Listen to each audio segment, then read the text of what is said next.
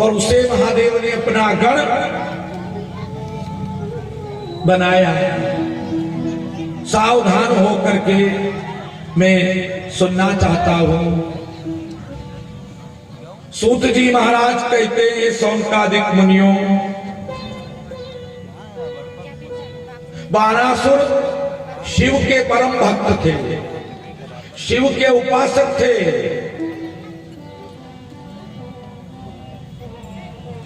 जिनके घर के दरवाजे की चौकीदारी शिव करते थे, इससे बड़ा क्या होगा। जिनकी राजधानी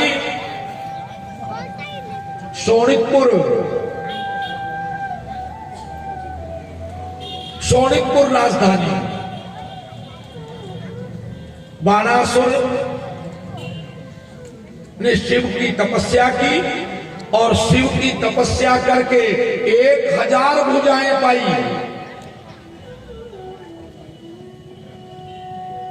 1000 भुजाएं पाकर बाणासुर मदान्ध हो गया है।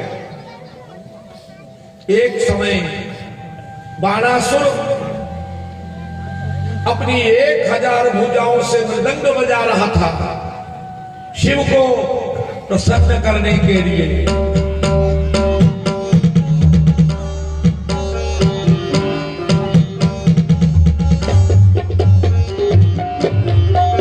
देवाधिदेव भूत भावन को प्रसन्न करने के लिए बाणासुर जब मृदंग बजा रहे हैं तो परात्पर शिव प्रसन्न हो गए। कहने लगे, बाणासुर मांग, क्या मांगना चाहता है। बाणासुर कहने लगा, देव क्या मांगू। अरे आपने बहुत दिया है, इतना दिया मेरे भोले ने, मेरी झोली छोटी पड़ गई। आपने इतना दिया कि कुछ मांगने की लालसा नहीं बची। कहा नहीं, मैं वरदान देना चाहता हूं। कहा महादेव, अगर देना चाहते हैं तो आप मेरे नगर के चौकीदार बन जाए।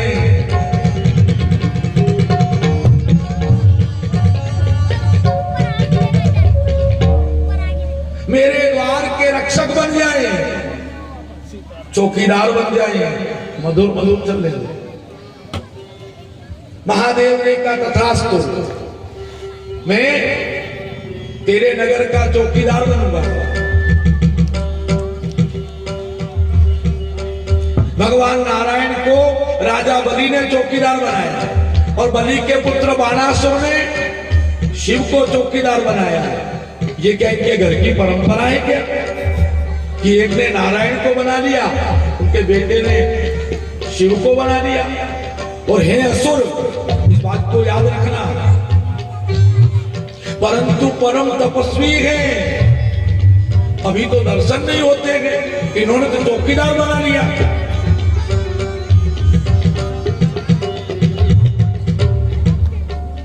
देवाधिदेव महादेव चौकीदार बनकर बाणासुर के नगर की, शोणितपुर की सुरक्षा करने लगे। एक दिन बाणासुर को अभिमान आ गया। कहा, महादेव, अरे आप मेरे नगर के चौकीदार हो, फिर भला मेरे से लड़ने का सामर्थ्य किसमें। ये 1000 भुजाएं मेरे को बोझा लग रही है, मुझे बोझ लग रही है, मुझे भारीपन हो रहा है, क्या करूं। आपने 1000 भुजाएं दे दी और आप चौकीदार, फिर लड़ने का साहस किसमें इतना। महादेव ने कहा, बाणासुर, इतना अभिमान मत कर। तेरे साथ लड़ने वाला योद्धा आएगा, कि मैं पहचानूंगा कैसे कि मेरे साथ लड़ने वाला मेरे समान योद्धा आ गया। महादेव ने कहा, बाणासुर, तेरे राजमहल के शिखर पर जो ध्वजा पताका फहरा रही है, वो जिस दिन कटकर ध्वज दंड सहित भूमि पर गिर जाए, उस दिन समझ लेना तेरे साथ लड़ने वाला योद्धा आ गया।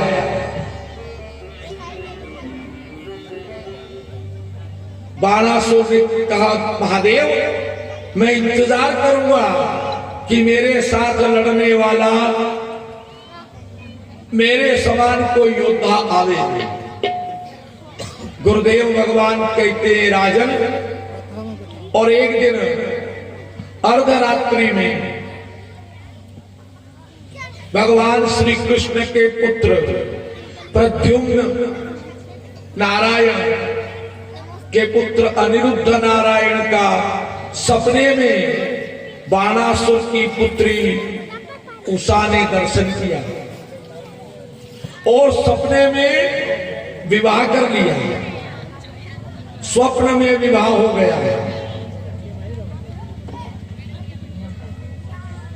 उस समय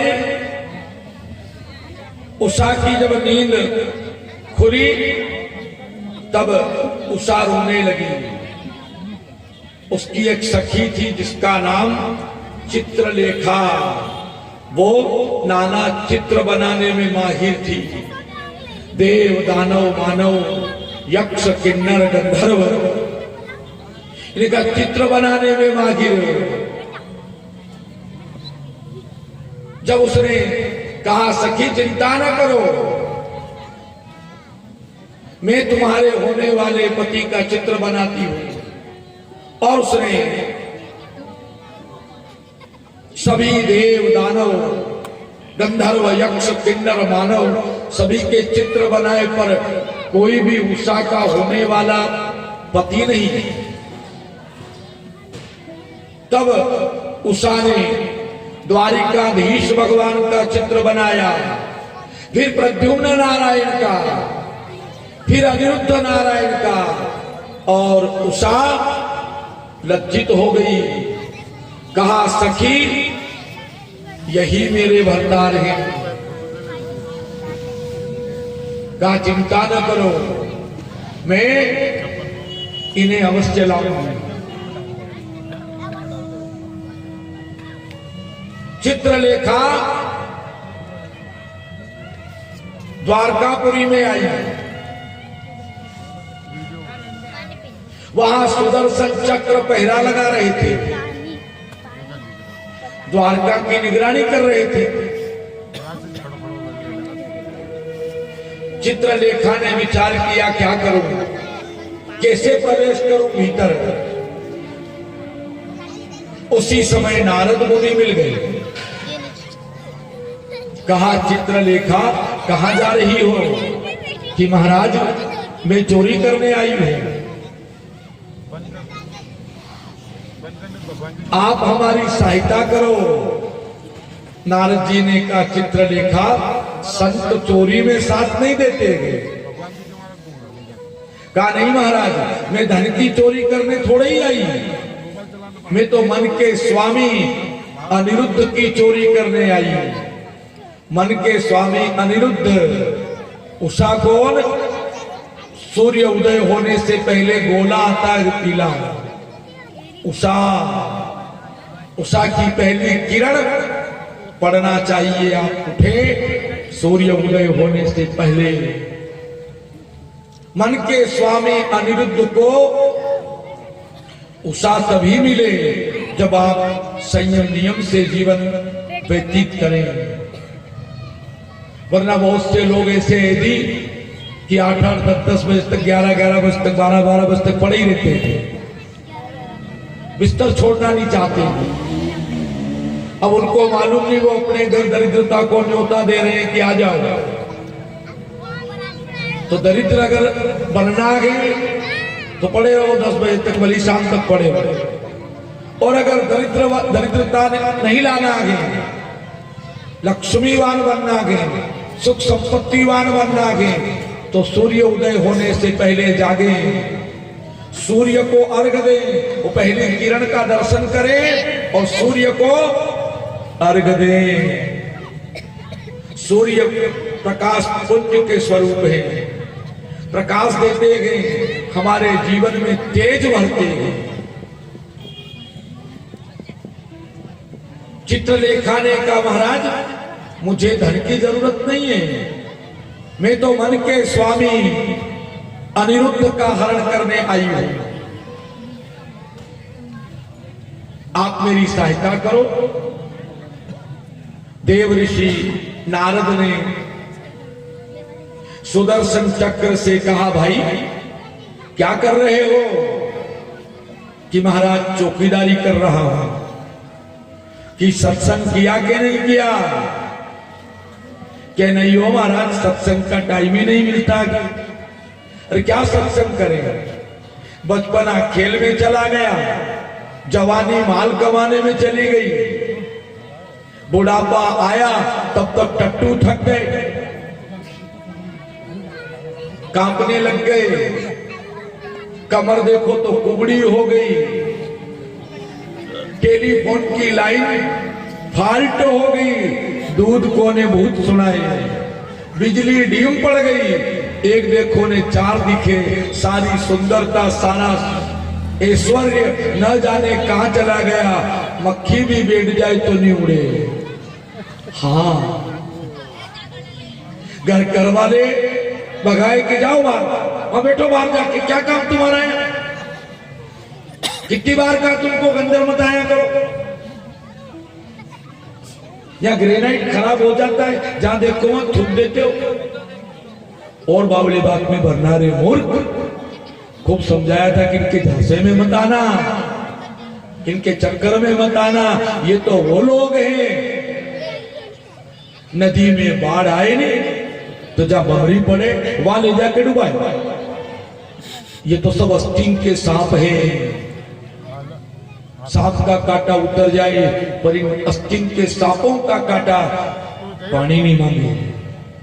ये तो केवल धन के लिए, इनको कोई लेना देना नहीं आपके दुख से सुख से। हम देखते हैं कई जगह ऐसी हालत है जिनके 4-4 बेटे हैं, फिर भी चारों के चारों कहां हैं? साल अलग अलग बड़ी बड़ी पोस्ट पे। हाँ, कोई इंदौर में, कोई दिल्ली में, कोई बंबई में, कोई कलकत्ता में। फिर आप यहाँ क्या कर रहे हो? अपनो मन नहीं लगे वहां हो। अब ये नहीं कि वहां टुकड़े खाना नहीं मिलेंगे। दादाजी का माथा दुखे, दादी जी बाम चोपड़े, और दादी जी का माथा दुखे तो दादाजी बाम चोपड़े। ने बेटे कितने? 4, खाना भी नसीब नहीं। और जब मर जाएंगे तो आ जाएंगे, नी भी आएंगे तो लोग जला देंगे, पर माल तो वही ले जाएंगे। ये सब स्वार्थी लोग हैं। हम जिन्हें अपना मानते हैं, हकीकत में ये हमारे नहीं है। जैसे ही मालूम पड़े कि यहां तैयारी हो गई, प्राण निकलने वाले हैं, क्योंकि ये तो उठते बैठते मानता जी लेते भगवान करे, जल्दी से उठा लो। जहां खिल्ली में कोई खटका नजर आया सब इकट्ठे हो जाएंगे। बड़ा बेटा ने, छोटा बेटा ने, बड़ी बहू ने, छोटी बहू ने, मंजली बहू ने, पोता ने, पोती ने, चारों तरफ से घेर लेंगे। दादाजी, बाबूजी, भाई जी, पापा जी। ओहो, इनके जैसा कोई सेवा करने वाला ही नहीं। कोई बाम लगाए, कोई आयोडेक्स लगाए ने, कोई पांव की पत्थरी मसलिन, कोई छाती दबाए ने। इनका तो बस नहीं चले तो गला दबा दे। हाँ, माल चाहिए नहीं, क्या करेगा?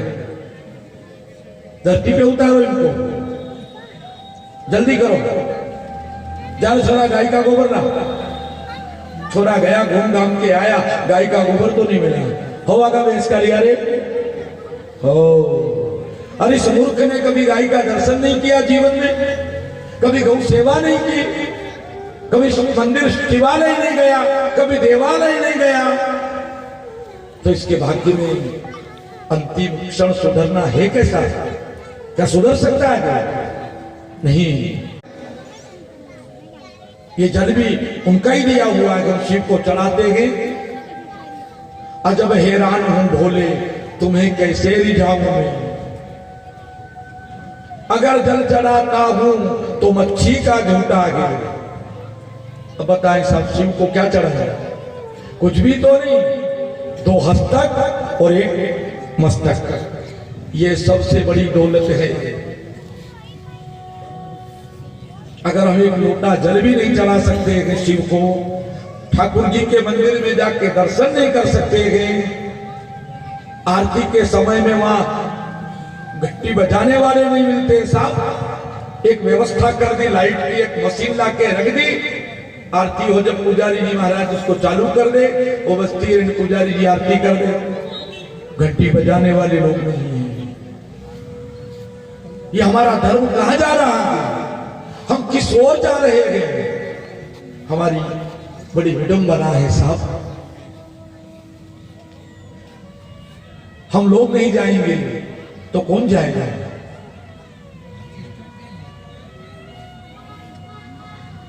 मरणासन स्थिति में पड़े गए, धरती पे उतार दिया, गंगा जल पिलाए, तुलसी पत्र खिलाए, गीता जी सुनाए, पर क्या हो, सारे जीवन तो कुछ किया ही नहीं। फिर ये गंगा जल, ये गीता, ये तुलसी दल किस काम का? ये अंतिम क्षण में हमें मृत्यु के भय से तभी बचाए जब हम सदा सतत उसका जाप करते रहेंगे, उसका भजन करते रहेंगे। शंकर महाराज, मुझे ऐसा लगता है द्वारकापुरी में कुछ चोरी हो गया। नारद जी ने विचार किया, काम हो गया। देव ऋषि नारद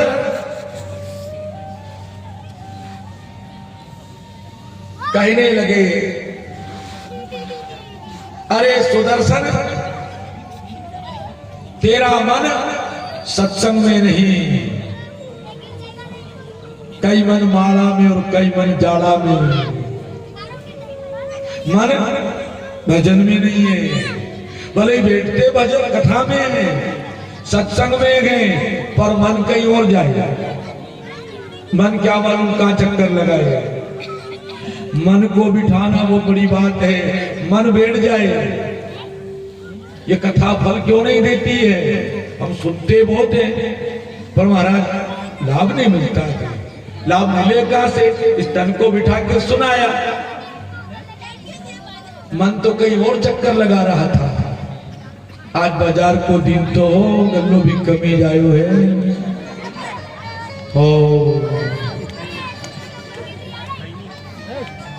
मन में विचार आए ने, आज गल्ला कम आया हो, आज बराबर ग्राहकी नहीं हुई।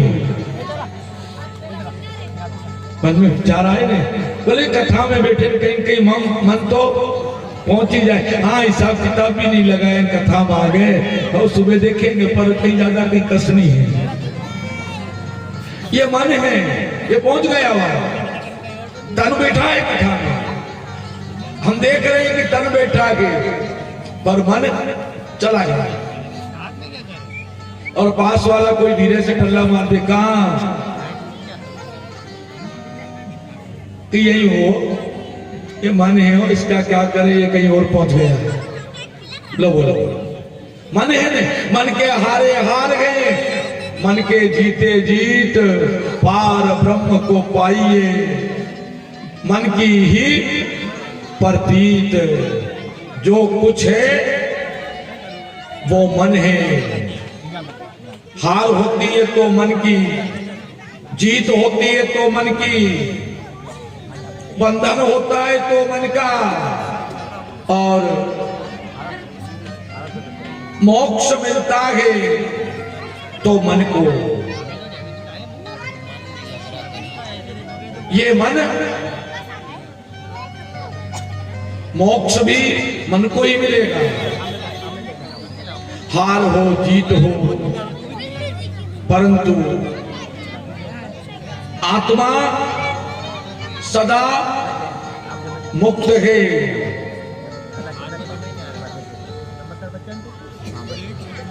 मुक्ति की जरूरत इस मन को है। गुरुदेव सुखदेव भगवान कहते हैं, हे राजन, चित्रलेखा अनिरुद्ध को लेकर के आई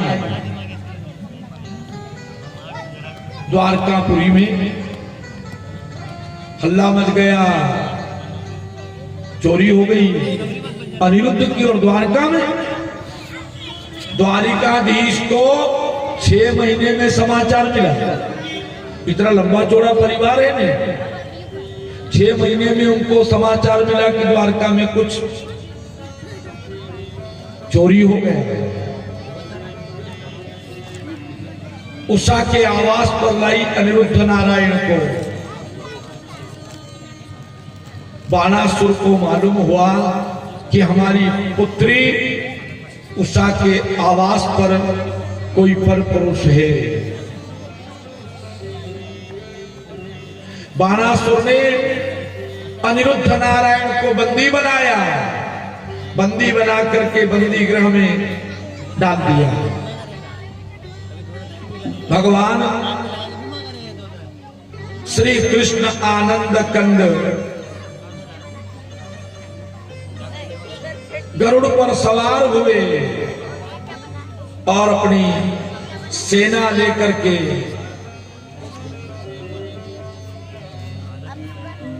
बाणासुर से युद्ध करने के लिए आए।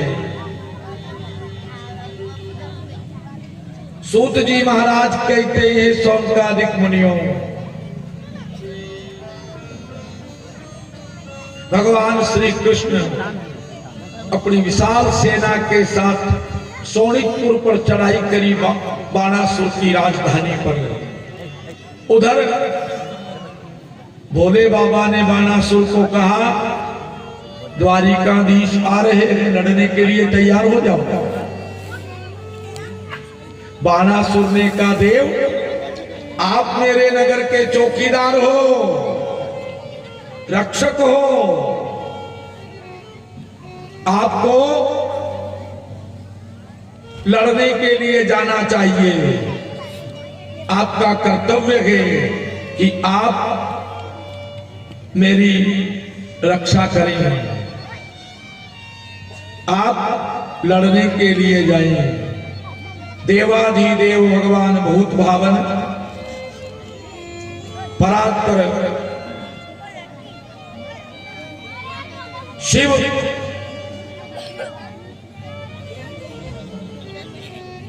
देवाधिदेव महादेव परात्पर शिव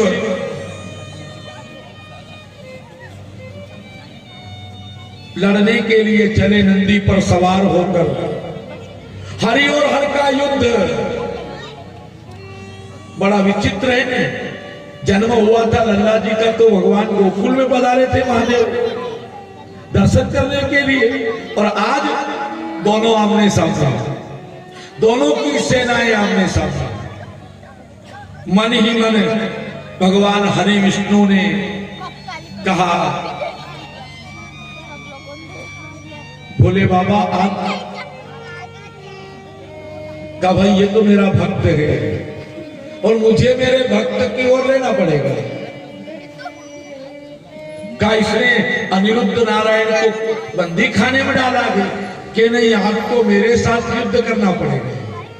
अगर बाणासुर तक पहुंचना है तो मेरे साथ लड़ना पड़ेगा। ठीक है साहब, आपसे लड़ लेते हैं। और दोनों का युद्ध आरंभ हुआ। दोनों सेनाएं महादेव के गण और भगवान श्री हरि विष्णु की सेना। कई हरि और हर के युद्ध में कौन हारे ने कौन जीते, मन ही मन भोले बाबा से का बोले बाबा ये युद्ध तो ऐसा ही चलता रहेगा, अगर आप मैदान से नहीं हटे तो आपके भक्त का मान भी रह जाए और मेरी प्रतिज्ञा भी पूरी हो जाए। भगवान भोले बाबा ने मन ही मन कहा, हरि बाणासुर मेरा परम भक्त है, इसे मारना मत, इसे प्राण दंड मत देना। हाँ, इसको सजा मिलना चाहिए पर इसे प्राण दंड मत देना। का आप अलग तो हो दादा, का आप तो ऐसा करो नींद उत्पन्न करने वाला अस्त्र चलाओ। और भगवान हरि विष्णु ने निद्रा उत्पन्न हो ऐसा शस्त्र चलाया और देवाधिदेव महादेव को निद्रा आने लगी। वे मैदान छोड़कर भागे। बाणासुर लड़ने के लिए आया अपनी सेना सहित। उस समय भगवान श्री कृष्ण बाणासुर के साथ युद्ध करते थे, बाणासुर के साथ लड़ते थे। बाणासुर की 1000 भुजाएं 996 भुजाओं को काट दिया गोविंद ने। 996 भुजाएं काट कर बाणासुर को चतुर्भुज बना दिया।